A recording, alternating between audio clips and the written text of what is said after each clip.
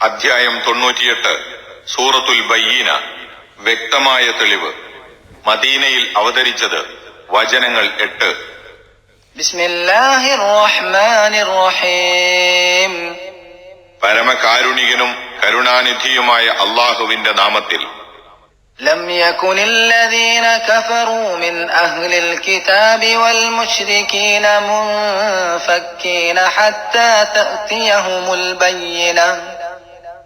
വേദക്കാരിൽ നിന്നും ബഹുദൈവ വിശ്വാസികളിൽ നിന്നും അവിശ്വസിച്ചവർ തങ്ങൾക്കു വ്യക്തമായ തെളിവ് വന്നെത്തുന്നതുവരെ അവിശ്വാസത്തിൽ നിന്നു വേറിട്ടു പോരുന്നവരായിട്ടില്ല.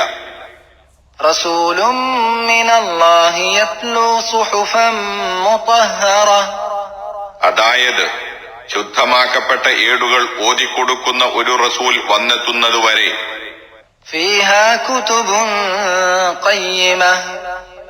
വക്രതയില്ലാതെ ചൊവ്വായുള്ള പല ലിഖിത രേഖകൾ അവ ഉൾക്കൊള്ളുന്നു. ശുദ്ധമാക്കപ്പെട്ട ഏടുകൾ കൊണ്ടുദ്ദേശം ഖുർആനാകുന്നു.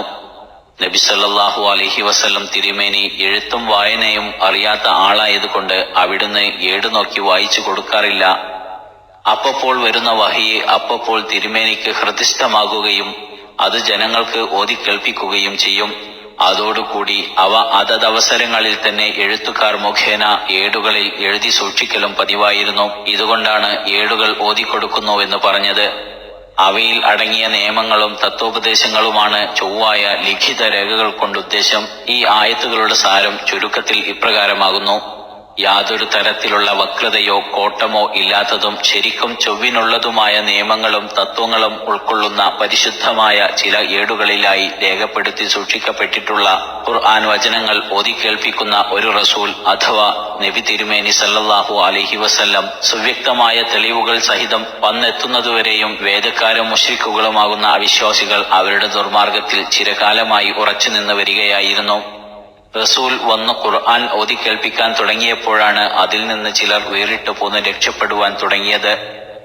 മറ്റുള്ളവരാകട്ടെ ഭിന്നിപ്പിലും നിഷേധത്തിലും മുഴുകുകയും ചെയ്തു. അല്ലാഹു തുടർന്നു പറയുന്നു: